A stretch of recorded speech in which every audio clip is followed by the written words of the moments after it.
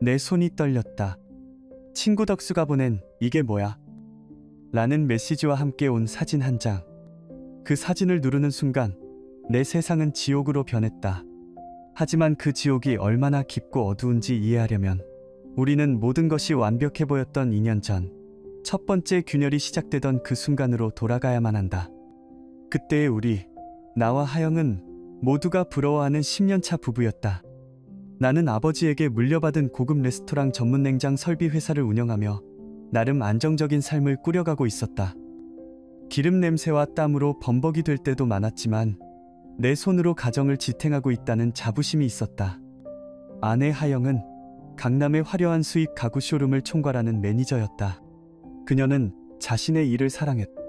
세련된 고객들을 상대하고 반짝이는 쇼룸을 관리하며 파트너들과 소통하는 그녀의 모습은 언제나 자신감 넘치고 눈부셨다. 나는 그런 아내가 자랑스러웠다. 우리의 결혼 생활은 평온 그 자체였다. 퇴근 후 함께 저녁을 먹고 소파에 나란히 앉아 영화를 보고 주말에는 함께 집을 청소하며 소박한 행복을 나눴다. 물론 사소한 다툼이야 있었지만 그건 어느 부부에게나 있는 소금 같은 것이라 여겼다. 하지만 어느 순간부터인가 우리의 완벽했던 세상에 미세한 균열이 생기기 시작했다. 모든 것은 하영의 늦은 귀가로 시작되었다. 처음에는 중요한 파트너와 미팅이 길어졌어. 갑자기 재고조사를 해야 해서 같은 그럴듯한 이유들이었다. 나는 그녀의 성공을 응원했기에 피곤하겠다며 등을 두드려줄 뿐이었다. 하지만 그 빈도는 점점 잦아졌고 변명은 점점 모호해졌다. 회사 동료들과 급한 약속이 생겼어라며 우리의 저녁 약속을 갑자기 취소하는 일이 늘어났다. 나는 서운했지만 사회생활이라는 게 다 그런 거겠지. 이해하려 했었다. 아니, 어쩌면 믿고 싶지 않았던 걸지도 모른다. 불안감은 독초처럼 서서히 내 마음속에서 자라났다. 그러던 어느 날 그녀가 손목에 반짝이는 다이아몬드 팔찌를 차고 나타났다. 내가 한 번도 본 적 없는 상당히 고가로 보이는 물건이었다. "이거 뭐야? 정말 예쁘네." 내 물음에 그녀는 눈을 반짝이며 대답했다. "아, 이거 세일하길래 나한테 주는 선물로 하나 샀지. 뭐." 그녀의 목소리는 너무나 태연했지만 나는 그 팔찌가 그녀가 세일로 살 수 있는 가격대가 아니라는 것을 직감했다. 마음 한구석이 서늘해졌지만 나는 애써 의심을 눌렀다. 아내를 의심하는 속 좁은 남자가 되고 싶지 않았다. 하지만 그 의문의 팔찌는 내 마음속에 밝힌 가시가 되어 계속 나를 찔렀다. 그리고 운명의 그날이 왔다. 하나뿐인 내 동생 민준이의 35번째 생일 파티가 있는 날이었다. 온 가족이 모이는 중요한 자리였고 우리는 몇 주 전부터 참석을 약속했다. 파티가 시작되기 불과 2시간 전 들뜬 마음으로 옷을 갈아입는 내게 하영이 무심하게 말했다. "오빠, 나 오늘 못 갈 것 같아." "뭐? 그게 무슨 소리야?" "다 준비해놓고 친한 친구한테 급한 일이 생겼대. 내가 꼭 가봐야 할 것 같아." 그녀의 목소리에는 미안함이라고는 조금도 묻어있지 않았다. 그 순간 지난 몇 달간 억눌러왔던 모든 감정이 폭발했다. 친구의 급한 일이 내 동생 생일보다 중요해. 우리가 몇 주 전부터 약속한 거잖아. 대체 요즘 당신 왜 이래? 내 목소리는 10년 동안 한 번도 내본 적 없는 분노로 가득 차 있었다. 또 시작이네. 당신은 항상 그런 식이야. 내 삶, 내 친구들은 조금도 존중해주지 않잖아. 당신 가족 행사가 세상의 전부야. 나는 그냥 당신 옆에 서 있는 장식품이면 되는 거냐고. 하영은 조금도 지지 않고 소리쳤다. 그녀의 얼굴은 분노로 일그러져 있었다. 그녀가 나를 독단적이고 통제하려는 남자로 몰아세우는 순간 나는 이성이 끊어지는 것을 느꼈다. 지금 말 다 했어. 내가 널 통제해. 매일 밤늦게 들어와도 주말 약속을 멋대로 취소해도 난 아무 말 안 했어. 그런데 이게 통제라고. 우리의 다툼은 걷잡을 수 없이 커졌다. 결국 하영은 핸드백을 거칠게 움켜쥐고 현관으로 향했다. 지긋지긋해. 당신이랑은 말이 안 통해. 지우. 문이 닫히는 소리는 내 심장이 부서지는 소리 같았다. 나는 텅 빈 거실에 혼자 남아 망연자실하게 닫힌 문만 바라보았다. 집안의 공기는 차갑고 무거웠다. 10년의 세월이 우리의 사랑이 저 문 하나로 단절된 것만 같았다. 수많은 질문들이 머릿속을 헤집었다. 그녀는 어디로 갔을까? 대체 무슨 급한 일일까? 그날 밤 하영은 집에 돌아오지 않았다. 수십 통의 전화를 걸었지만 그녀는 받지 않았다. 나는 뜬 눈으로 밤을 지새웠다. 내 결혼 생활이 발밑에서부터 무너져 내리고 있음을, 그러나 아무것도 할 수 없음을 깨달으며 절망적인 밤을 보냈다. 어쩌면 이 모든 것이 끝났을지도 모른다는 생각에 이르렀을 때, 다음날 아침 내가 가장 지쳐있고 무너져 내린 바로 그 순간 현관문이 조용히 열렸다. 밤새도록 이혼이라는 두 단어가 머릿속을 떠나지 않았다. 내 모든 것이 무너졌다고 생각하며 절망의 끝에 섰을 때 다음날 아침 현관문이 조용히 열렸다. 그곳에는 하영이 서 있었다. 퉁퉁 부은 눈, 헝클어진 머리, 초췌한 얼굴. 그녀는 나를 보자마자 바닥에 무너져 내렸다. 민호씨, 내가 잘못했어. 정말 미안해. 그녀는 내 다리를 붙잡고 아이처럼 울부짖었다. 친구들이 부추겨서 분위기에 휩쓸려서 그랬다고. 다시는 이런 일 없을 거라고 맹세하며 애원했다. 10년을 함께한 아내의 처절한 모습에 밤새 굳게 닫혔던 내 마음에도 균열이 생겼다. 분노와 배신감보다 연민과 사랑이 더 컸던 걸까?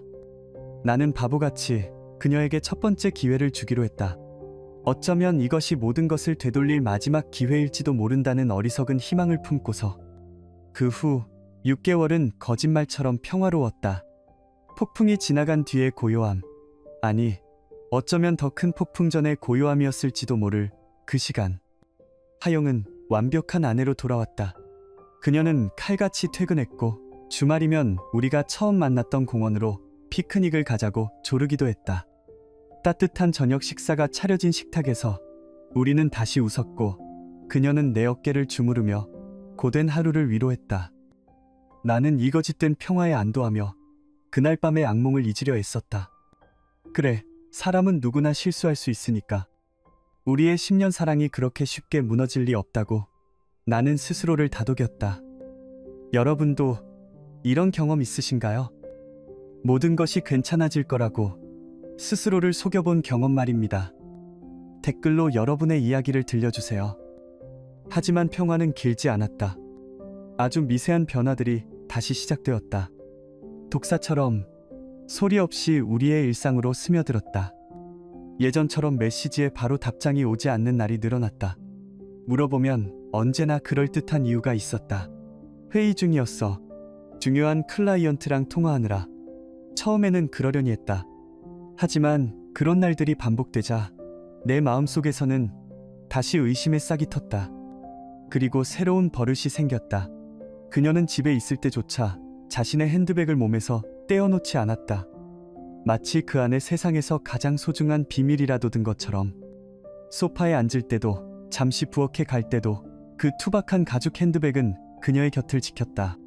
마치 그녀의 분신처럼 나의 의심은 다시 고개를 들기 시작했다. 그 핸드백 안에 무엇이 있길래 저토록 필사적인 걸까? 나는 스스로를 질책했다. 한 번 무너진 신뢰가 나를 이렇게 좀스럽게 만들었다고. 그녀를 믿어야 한다고. 하지만 마음 한구석에서는 계속해서 경고음이 울렸다. 그러던 어느 주말 오후였다. 하영이 샤워를 하는 동안 나는 거실 소파에 앉아 책을 읽고 있었다. 소파 끝에 놓여있던 그녀의 핸드백이 내 팔에 걸려 바닥으로 떨어졌다. 쿵하는 소리와 함께 가방 안의 물건들이 대리석 바닥 위로 쏟아져 나왔다. 립스틱, 지갑, 작은 향수병. 그리고 그 사이로 한 번도 본 적 없는 낡고 저렴해 보이는 핸드폰 하나가 굴러나왔다. 두 번째 핸드폰이었다. 순간 심장이 멎는 것 같았다. 저건 뭐지? 내 머릿속이 하얗게 변했다. 내가 그 핸드폰을 집으려 허리를 숙이는 찰나 욕실 문이 거칠게 열렸다.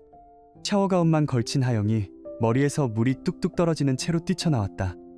그녀의 얼굴은 새하얗게 질려 있었다. 그녀의 눈은 나를 향한 것이 아니라 바닥에 떨어진 낡은 핸드폰에 고정되어 있었다. 공포에 질린 눈이었다. 아, 그녀는 비명을 지르며 달려와 핸드폰을 낚아챘다. 마치 발각된 범인처럼. 그거 회사 내부 연락용 구형폰이야. 가끔 중요한 연락 올 때만 써서. 그녀의 목소리는 심하게 떨리고 있었다. 너무나 터무니없는 이유였. 대한민국 최고의 명품 가구를 파는 쇼룸 매니저가 저런 낡은 폴더폰으로 내부 연락을 한다는 말인가. 그녀의 변명은 너무나 어설펐고 그 모습은 내 의심에 불을 지폈다. 그녀의 눈빛, 떨리는 목소리, 필사적으로 핸드폰을 움켜쥔 손. 모든 것이 말해주고 있었다. 저것은 단순한 구형폰이 아니라고. 나는 아무 말도 하지 않았다. 아니, 할 수 없었다.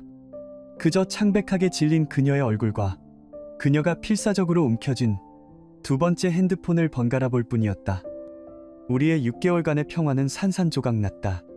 그것은 진짜 평화가 아니라 더 큰 거짓말을 감추기 위한 연극에 불과했다는 것을 깨달았다. 그녀의 눈물과 맹세, 그 모든 것이 나를 속이기 위한 연기였다는 생각에 온몸의 피가 차갑게 식었다. 그날 이후 나는 지독한 불안감 속에서 살아야 했다.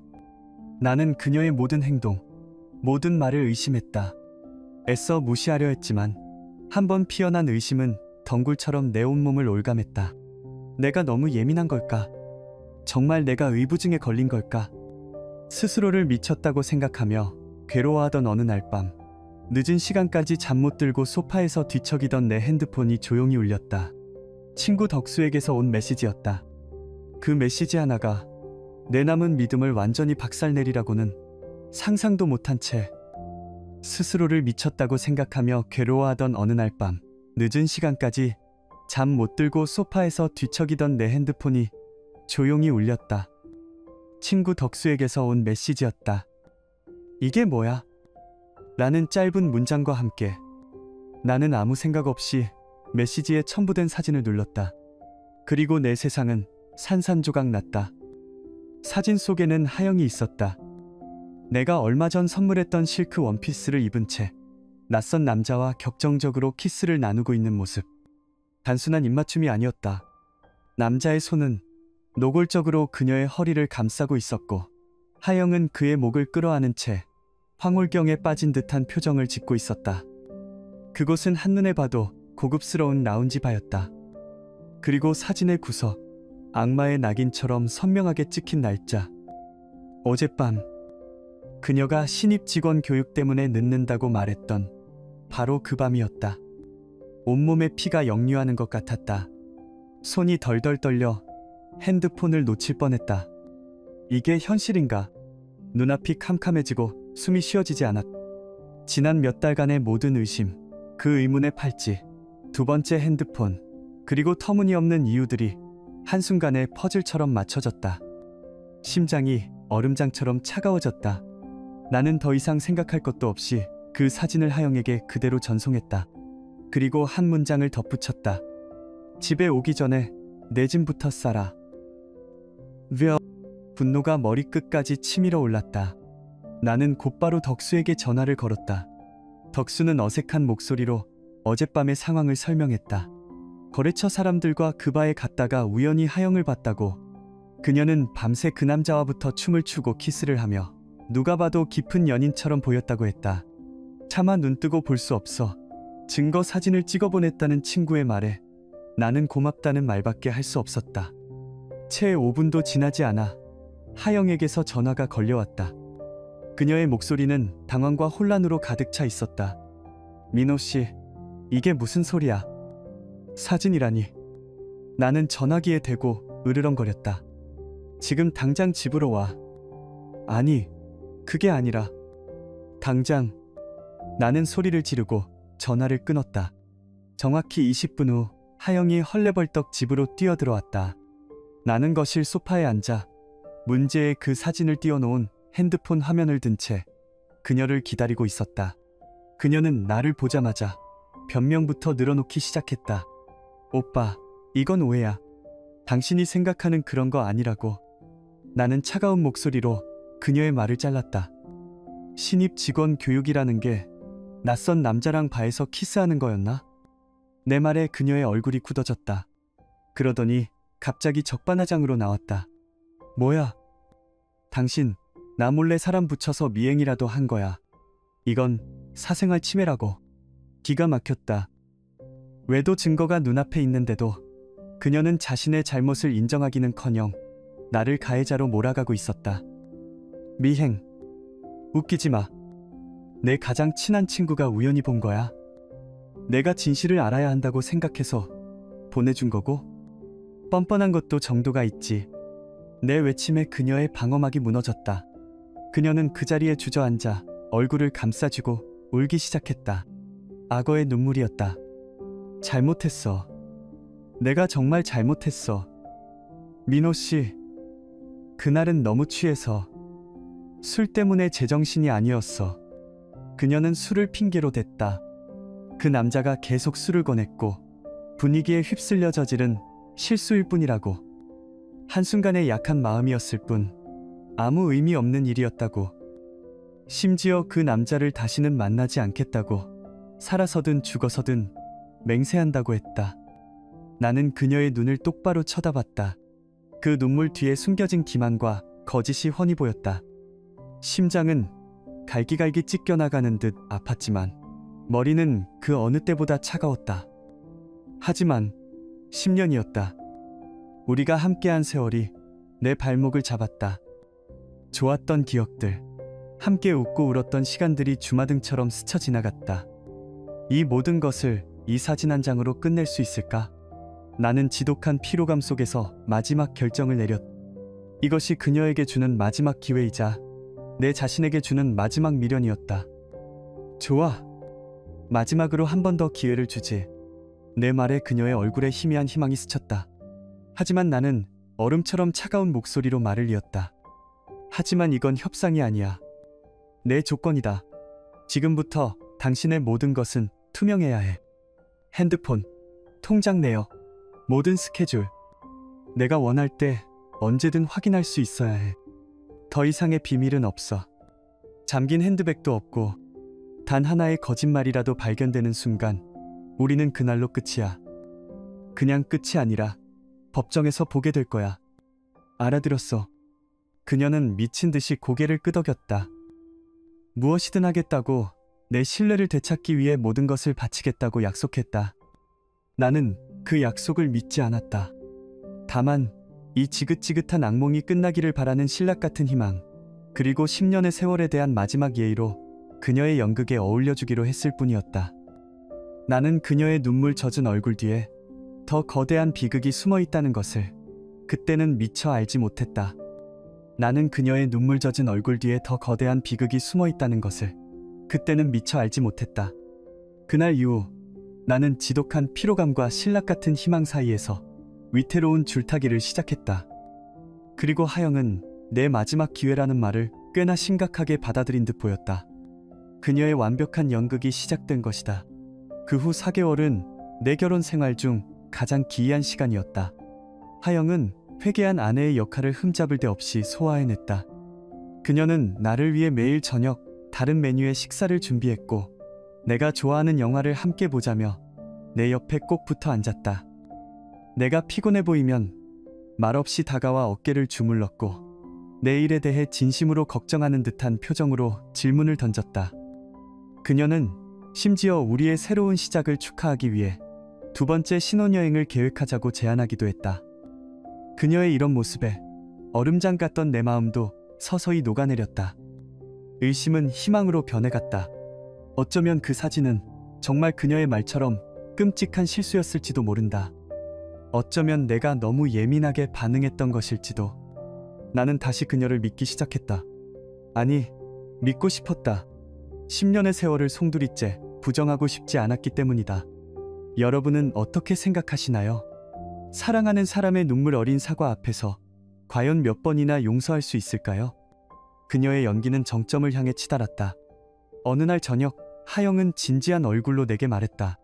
민호 씨, 우리 부부 상담을 받아보는 건 어때? 무너진 신뢰를 다시 쌓으려면 전문가의 도움이 필요할 것 같아. 나는 정말로 우리 관계를 회복하고 싶어. 나는 충격을 받았다. 외도를 저지른 사람이 먼저 부부 상담을 제안하다니. 이것은 그녀의 진심을 보여주는 가장 확실한 증거처럼 보였다. 그녀가 정말로 변하고 싶어 한다는 생각에 나는 마지막 남은 의심마저 거두어들였다. 그래, 이것이 우리의 마지막 노력이 될 것이다. 우리는 함께 이 위기를 극복할 수 있을 것이다. 이 이야기가 마음에 드신다면 좋아요를 눌러주세요. 여러분의 응원이 제게 큰 힘이 됩니다. 우리는 도시에서 가장 평판이 좋은 부부 상담센터를 예약했다. 상담실은 부드러운 조명과 편안한 소파가 놓인 아늑한 공간이었다. 중년의 여성 상담사는 따뜻하고 차분한 목소리로 우리를 맞았다. 우리는 그녀의 지도 아래 서로의 마음속 이야기를 꺼내놓았다. 나는 상처받았던 감정을, 그녀는 자신의 잘못과 후회를 털어놓았다. 하영은 상담사 앞에서 눈물을 흘리며 모든 것을 바로잡기 위해 노력하겠다고 다짐했다. 나는 그런 그녀의 손을 꼭 잡았다. 그래, 우리는 해낼 수 있을 거야. 바로 그 순간이었다. 상담사가 신뢰와 정직함의 중요성에 대해 이야기하고 있을 때 하영의 핸드백 안에서 기이한 진동음이 울리기 시작했다. 한 번 울리고 많은 그런 진동이 아니었다. 마치 발작을 일으키는 것처럼 필사적으로, 그리고 절박하게 계속해서 울려댔다. 드르르르, 드르르르. 상담실의 고요함을 깨뜨리는 불길한 소음이었다. 상담사가 말을 멈추고 부드럽게 물었다. 하영 씨, 혹시 받아야 하는 전화인가요? 꽤 급한 일인 것 같은데. 하영의 얼굴이 순간 새하얗게 질렸다. 그녀는 당황하며 손사래를 쳤다. 아니요. 괜찮아요. 그냥 매장에서 온 연락일 거예요. 그녀는 억지 미소를 지었지만 나는 그녀의 눈동자가 심하게 흔들리는 것을 똑똑히 보았다. 하지만 진동은 멈추지 않았다. 오히려 더 거세졌다. 하영은 안절부절 못하며 소파에 앉은 자세를 계속 고쳤다. 나는 보았다. 그녀의 시선이 필사적으로 핸드백을 향하는 것을. 그 안절부절 못하는 모습은 단순한 초조함이 아니었다. 그것은 비밀을 들킬까봐 두려워하는 자의 공포였다. 순간 내 머릿속의 모든 것이 명확해졌다. 모든 안개가 걷히고 끔찍한 진실이 섬광처럼 내 뇌리를 스쳤다. 업무 연락. NIST. 아니, 절대로 아니다. 어떤 직장 동료도, 어떤 거래처도 저렇게 미친 듯이 연락하지 않는다. 저것은 업무 연락이 아니다. 저것은 애타게 기다리는 연인의 재촉이다. 모든 것이 퍼즐처럼 맞춰졌다. 그녀의 완벽했던 4개월, 나를 위해 차려주던 저녁 식사, 달콤했던 위로의 말들, 그리고 나를 이곳, 이 치유의 공간으로 데려온 것까지, 이 모든 것이 거대한 연극이었다. 나를 안심시키고 내 눈을 가리기 위한 치밀하게 계획된 완벽한 연극. 그녀는 지금 우리의 관계를 회복하겠다며 눈물을 흘리는 바로 이 순간에도 다른 남자와 연락을 주고받고 있었던 것이다. 나는 더 이상 분노를 느끼지 않았다. 대신 등골을 타고 오르는 섬뜩한 한기와 함께 텅 빈 공허함이 나를 덮쳤다. 지난 4개월간 내가 품었던 희망은 산산조각 나다 못해 먼지가 되어 사라졌다. 나는 아무 말도 하지 않았다. 그저 내 옆에서 식은땀을 흘리며 어쩔 줄 몰라 하는 세상에서 가장 가증스러운 배우인 내 아내를 바라볼 뿐이었다. 한참의 침묵 끝에 내가 얼음처럼 차가운 목소리로 입을 열었다. 전화 받아. 받으라고? 당신이 말한 그 중요한 파트너인 것 같은데. 내 목소리에는 어떠한 감정도 실려있지 않았다. 상담사는 내 말투의 미묘한 변화를 눈치채지 못했겠지만 하영은 알아들었을 것이다. 그녀의 얼굴에서 핏기가 완전히 사라졌다. 나는 조용히 자리에서 일어났다. 상담사에게는 가볍게 목례를 하고 하영에게는 눈길조차 주지 않았다. 나는 그 상담실을 걸어 나왔다. 그녀에게 한마디 말도 하지 않았다. 더 이상 할 말도 들을 말도 없었다. 모든 것은 끝났다. 내 마음속에서 우리의 10년 결혼 생활의 마지막 막이 내려왔다. 나는 그날 밤 집으로 돌아가지 않았다. 대신 다른 곳으로 차를 몰아 내 인생을 바꾸란 통에 전화를 걸었다. 이 이야기가 어떻게 전개될지 궁금하시다면 채널을 구독하고 다음 편을 놓치지 마세요. 진실은 이제 막 드러나기 시작했습니다. 나는 그날 밤 집으로 돌아가지 않았다. 대신 차를 몰아 인터넷에서 검색한 허름한 건물 2층의 사설탐정 사무소로 향했다. 분노도 슬픔도 느껴지지 않았다. 내 안의 모든 감정이 죽어버리고 차가운 이성과 얼음 같은 결심만이 남았다. 중년의 탐정은 달아빠진 소파에 나를 앉히고는 말없이 내 이야기를 들었다. 나는 두 번째 핸드폰에 대한 의심을 포함한 모든 정보를 그에게 넘겼다. 하영의 사진, 그녀의 직장, 차량 번호까지. 그는 노련한 눈빛으로 나를 보며 말했다. 보통 이런 사건은 72시간이면 충분합니다. 감정은 잠시 접어두고 팩트만 생각하십시오. 그 후 3일은 지옥과도 같았다. 나는 집으로 돌아가 아무것도 모르는 척 하영의 완벽한 아내 연기에 장단을 맞춰주어야 했다. 그녀는 내가 상담실을 박차고 나간 것을 너무 감정이 격해져서 그런 것이라 제멋대로 해석하고는 오히려 더 살갑게 굴었다. 민호 씨, 그날 많이 힘들었지. 우리가 너무 오랜 시간 상처를 외면했나 봐. 다음 주에는 꼭 다시 가서 끝까지 이야기하자. 응. 나는 미소를 지으며 고개를 끄덕였다. 그녀의 얼굴을 마주할 때마다 역겨움이 치밀어 올랐지만 나는 마지막 패를 손에 쥘 때까지 가면을 벗지 않기로 했다. 저녁 식탁에서 그녀가 우리의 미래에 대해 제잘거릴 때 나는 맞장구를 치며 속으로는 그녀가 받게 될 대가를 그리고 있었다. 이 모든 위선적인 연극을 끝낼 단 하나의 증거를 기다리면서, 그리고 정확히 3일째 되던 날 탐정에게서 연락이 왔다. 결과는 내 상상을 초월할 만큼 끔찍했다. 탐정이 건넨 두꺼운 보고서 파일에는 지난 몇 달간의 진실이 고스란히 담겨 있었다. 하영의 외도는 단순한 실수가 아니었다. 그것은 국내 굴지의 부동산 재벌, 그것도 처자식이 있는 유부남과의 계획적이고 장기적인 만남이었다. 그녀가 재고조사를 핑계로 늦었던 밤들은 특급 호텔에서의 미래였다. 내 마음을 의심으로 좀먹게 했던 그 다이아몬드 팔찌는 그 남자가 준 선물이었다. 보고서에는 두 사람이 호텔에 들어가는 사진, 다정한 모습의 영상, 심지어 그들이 주고받은 역겨운 메시지 내용까지 담겨 있었다. 보고 싶어 죽겠어, 자기야. 오늘 밤도 뜨겁게 보내자. 그녀가 내게 사랑한다고 속삭였던 바로 그 시간에 다른 남자에게 보내진 메시지들이었다. 나는 더 이상 고통을 느끼지 않았다. 대신 뼛속까지 스며드는 혐오감과 내가 바보 같은 광대였다는 자각만이 남았다. 나는 그 자리에서 시내 최고의 이혼 전문 변호사에게 연락했다. 변호사 사무실에서 나는 감정적인 호소 대신 탐정의 보고서를 책상 위에 올려놓았다. 이혼하고 싶습니다. 이 집은 제가 지킬 거고 저 여자는 빈손으로 내보낼 겁니다. 변호사는 보고서를 훑어보더니 안경을 고쳤으며 말했다. 증거가 차고 넘치는군요. 걱정 마십시오. 원하시는 대로 해드리겠습니다. 감정적인 대응은 피하시고 모든 연락은 저를 통해 하십시오. 이제부터는 냉정한 게임입니다. 그날 이후 나의 냉혹한 복수 계획이 시작되었다. 나는 더 이상 피해자가 아니었다.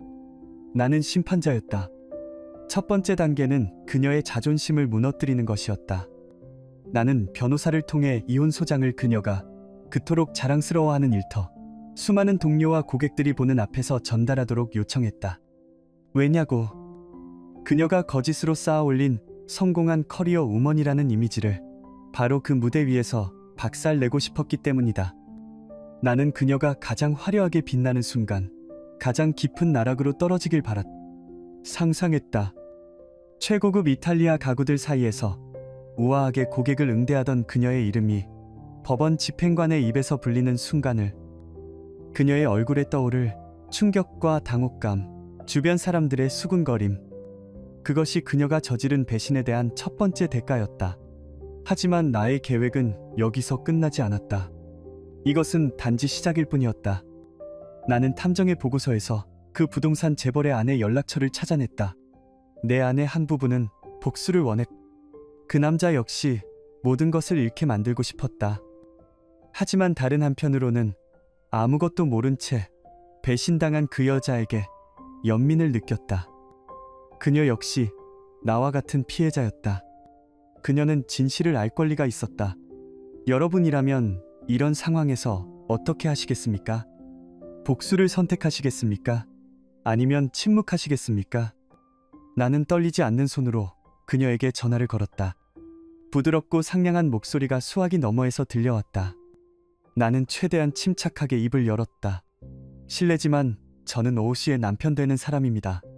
제 아내와 부인의 남편이 부적절한 관계에 있습니다.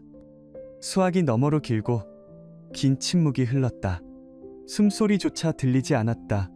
나는 내가 가진 모든 증거, 사진과 영상, 메시지 내용을 그녀에게 보낼 것이라고 말했다.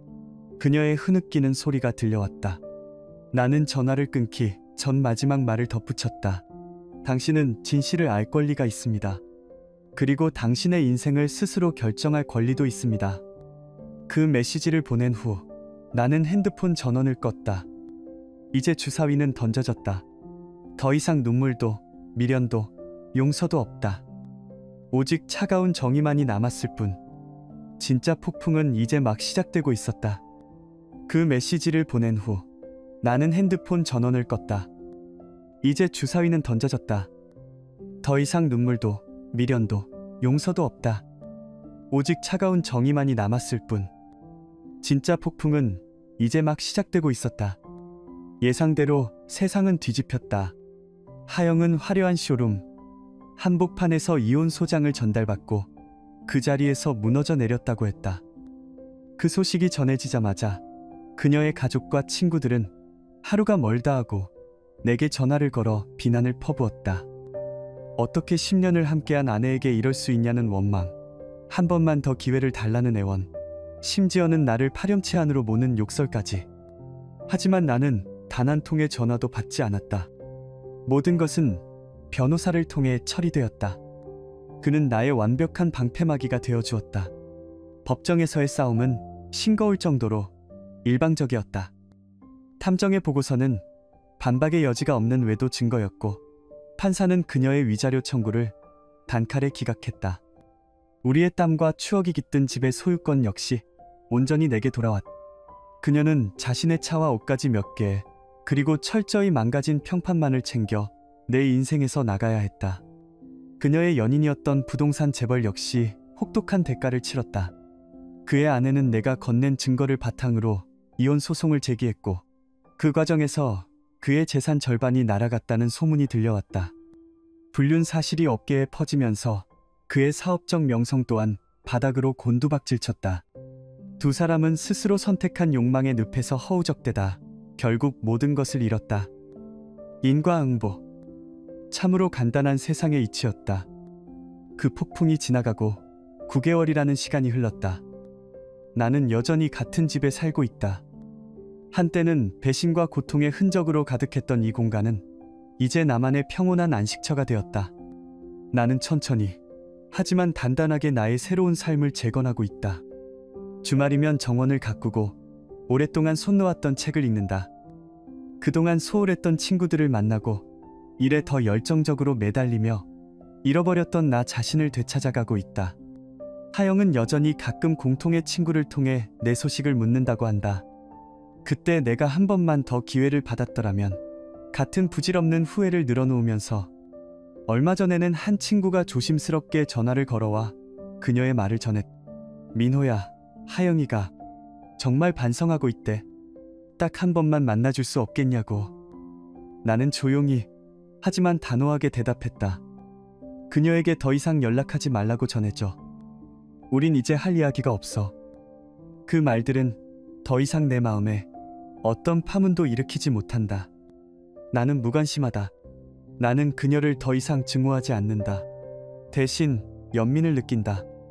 한순간의 쾌락을 위해 10년의 세월과 자신의 인생을 송두리째 내던진 어리석음에 대한 연민. 나는 용서했다. 이것은 그녀를 위한 용서가 아니다. 과거의 상처와 분노라는 무거운 짐을 내려놓고 앞으로 나아가기 위한, 나 자신을 위한 용서였다. 어리석게 모든 것을 믿었던 과거의 나 자신까지도 포함해서. 여러분, 배신한 사람을 몇 번이나 용서할 수 있을까요? 정답은 없습니다. 하지만 이것 하나만은 확실합니다. 당신의 인생에서 그 사람을 완전히 지워버리기 전까지 당신은 결코 진정한 자유를 얻을 수 없다는 것. 그녀는 자신의 선택을 했고 그 결과에 대한 책임을 져야 한다. 그리고 나는 나를 배신한 그녀가 아닌 어리석게 믿었던 나 자신을 용서함으로써 비로소 자유로워졌다. 이 이야기가 여러분께 작은 위로나마 되었기를 바랍니다. 만약 그렇다면 구독을 통해 앞으로의 여정도 함께 해주세요. 오늘 아침 나는 정원이 내다보이는 창가에 앉아 따뜻한 차를 마신다. 한때 그녀와 함께 심었던 라일락 나무가 보랏빛 꽃을 피웠다.